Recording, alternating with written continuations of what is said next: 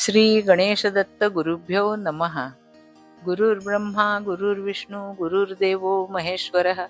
गुरु साक्षात परब्रह्म तस्मै श्री गुरवे नमः.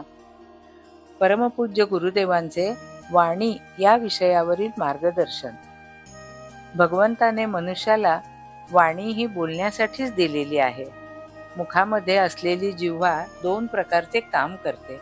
तिला फक्त खाण्यात व बोलण्यात भरपूर रस असतो.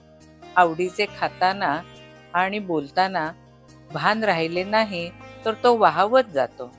वाणीचा वापर योग्य रीतीने जर झाला नाही तर भगवंताने दिलेले हे वरदान व्यर्थ ठरेल.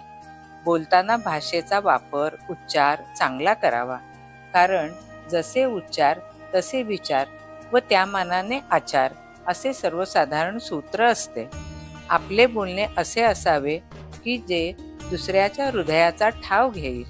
बोलताना आपण कोणाला बोलतो, कोणाशी बोलतो, कोणाबद्दल बोलतो आणि काय बोलतो याचे भान ठेवावे, म्हणजे भविष्यकाळात होणारे दुष्परिणामही टाळता येतात. लोकांशी बोलताना तुमचा विनय सुटता कामा नये. बोलण्यामध्ये गोडवा असावा, आपुलकी असावी. त्यासाठी नेहमी सत्वगुण आचरावा. आपल्या गुरूंची वाणी प्रमाण मानावी. मनुष्य हा एकच प्राणी असा आहे की जो बांधून ठेवला असतानाही मोकाट सुटतो, तो केवळ त्याच्या तोंडामुळे. तोंड हे निशस्त्र असलेले एक प्रभावी शस्त्र आहे. शब्दाने हृदयावर घाव घातला जातो, मनाला जखम होते, हे विसरू नये.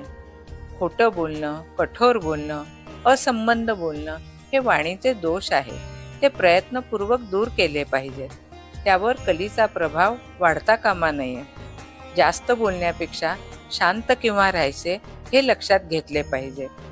समर्थ रामदास स्वामी रामाकडे मागणे मागतात. कोमल वाचा दे रे राम, विमल करणी दे रे राम.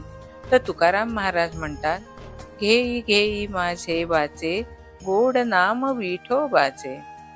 खाण्याबरोबर बोलण्याबरोबर या मुखाला, वाणीला नामस्मरणाची सुंदर सवय लावली पाहिजे. श्री रामकृष्णार्पणमस्तु.